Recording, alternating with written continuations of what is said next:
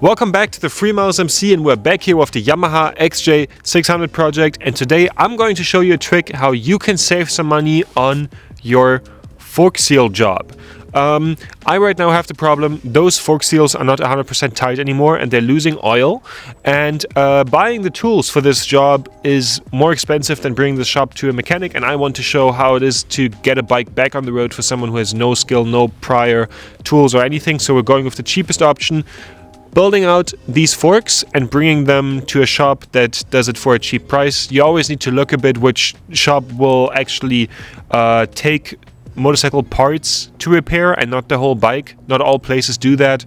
So let's go and take out these front shocks. Sadly, for the cheap version of this job, we still need some specific tools. Here I'm using a bike lift that I've purchased 2 years ago when it was reduced at Louis.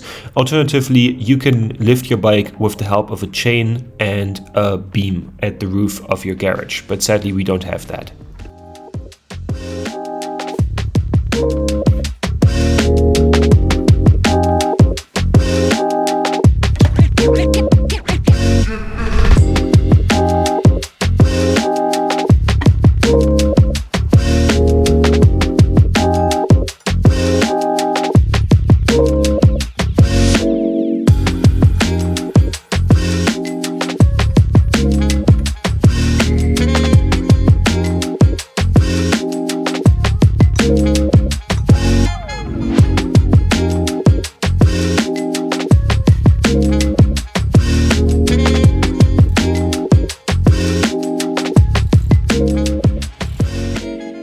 So you can see what I'm doing.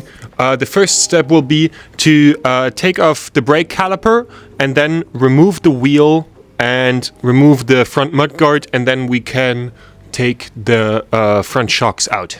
The brake caliper is attached with 2 screws. Just loosen them and slip off the brake caliper of the brake disc. Make sure that you don't grab the front brake so you don't get the pistons pushed out.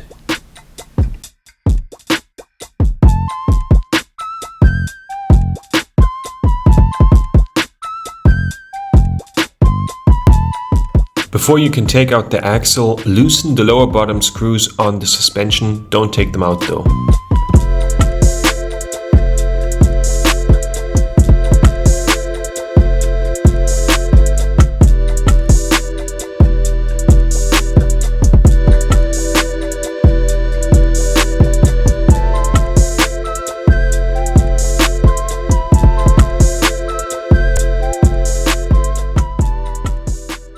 So I'm now going to take out the wheel.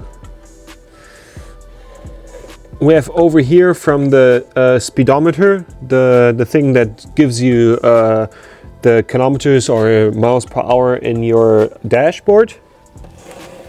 Yeah, here we go. I think oh fuck. And I think here we have a wheel bearing right here.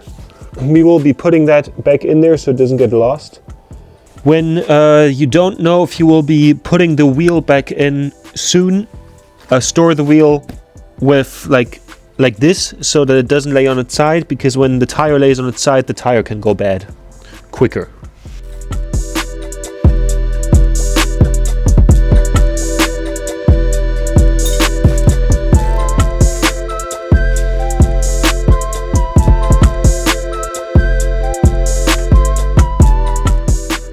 Now loosen the screws that hold the forks in place at the top and at the bottom.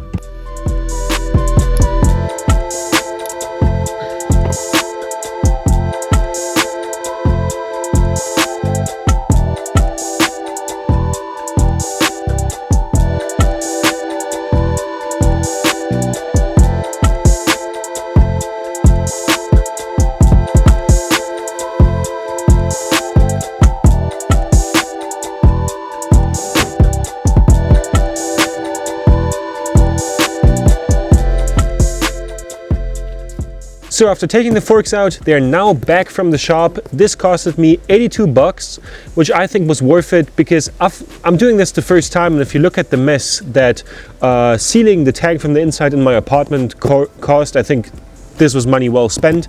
So let's take this stuff out and put it back on the bike. I'm doing all of this kind of the first time. With that, it's always good to have an owner's manual.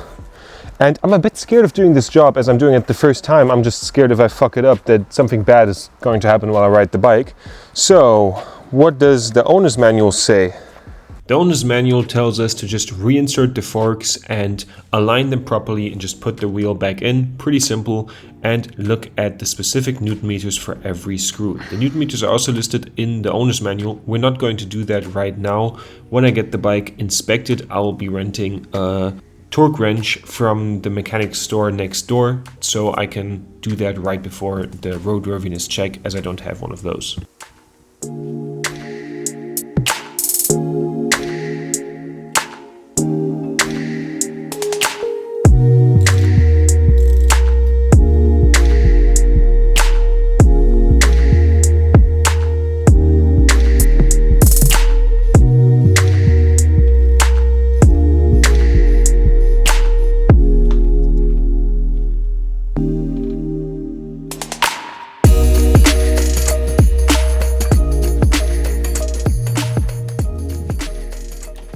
As you can see, we did it, the forks are back in, and we saved a good chunk of money.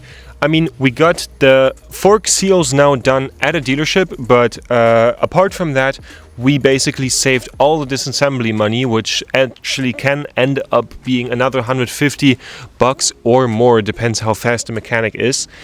Sadly, something went wrong and we are not done with this motorcycle yet. I was actually very close to this being the last episode on this bike before it goes back on the road, but while I was gone, the person that I shared the garage with grabbed into the front brake, compressed the brake calipers, and I don't know how to get them apart. So definitely subscribe if you want to see a video on how I get those fuckers apart again. I'm super not hyped about having to do that job, but it is what it is. Kind of frustrating. Those little frustrating bits are part of working on your own motorcycle, and we will somehow figure it out, I guess, you know? Definitely feel free to like and subscribe for more videos like that, future motorcycle projects and motorcycle tours.